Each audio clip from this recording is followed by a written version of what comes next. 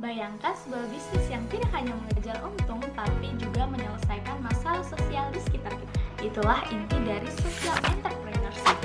Dalam perencanaan bisnis sosial, kita belajar bagaimana merancang strategi yang mampu menciptakan dampak nyata sekaligus tetap berkelanjutan. Hari ini kita akan masuk ke dasar-dasarnya. Perencanaan bisnis dalam social entrepreneurship berfokus pada dua hal. Yang pertama adalah keuntungan, dan yang kedua adalah dampak sosial. Prosesnya melibatkan analisis kebutuhan masyarakat, perencanaan sumber daya, dan strategi dampak sosial yang terukur.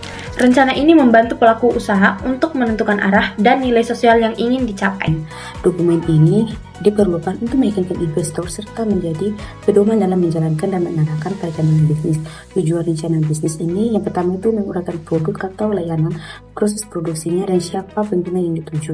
Yang kedua itu menjalankan pihak pengelola, pemasok, serta strategi hiperkable dan mempertahankan pelanggan. Yang ketiga itu memberikan rincian keuangan dan perkiraan kinerja bisnis. Baik, selanjutnya terkait proses perencanaan bisnis. Nah, yang pertama itu ada perencanaan strategis. Nah, perencanaan strategis ini terbagi lagi menjadi beberapa bagian. Yang pertama ada analisis stakeholder, yaitu mengidentifikasi pihak-pihak yang berpengaruh terhadap bisnis. Yang kedua ada visi dan misi. Nah, misi adalah alasan keberadaan organisasi dan layanan bagi masyarakat, sedangkan visi adalah gambaran masa depan yang diinginkan oleh organisasi tersebut. Berikutnya ada analisis lingkungan, yaitu meneliti faktor eksternal dan internal, yaitu seperti politik, ekonomi, teknologi, dan sosial. Yang kedua ada rencana pemasaran, yaitu menjelaskan terkait produk atau jasa, target pasar, dan juga strategi promosi. Dan yang ketiga ada rencana operasional, yaitu mengatur kegiatan harian, struktur tim, kebutuhan alat, dan juga proses produksi. Dan yang keempat ada pemodelan bisnis, itu seperti mengukur kelayakan strategi secara kuantitatif serta menilai keseimbangan antara pendapatan dan biaya. Dan yang terakhir atau yang kelima yaitu masalah pendanaan dan risiko. Organisasi perlu mengidentifikasi risiko bisnis dan cara mengatasinya serta menyusun laporan keuangan proyeksi dana bagi investor. Langkah-langkah dalam menjalankan bisnis sosial. Yang pertama itu dengan mengidentifikasi masalah sosial, kemudian menentukan visi, misi, dan juga tujuan dari dampak.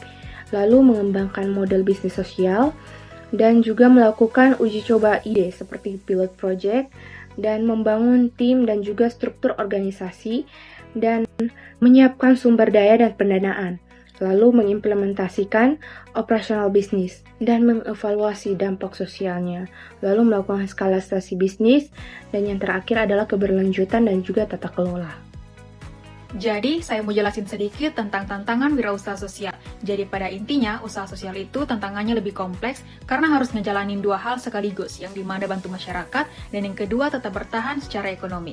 Tantangan utamanya itu mulai dari susahnya menyimbangin misi sosial dan bisnis, keterbatasan modal karena investor kurang tertarik, sampai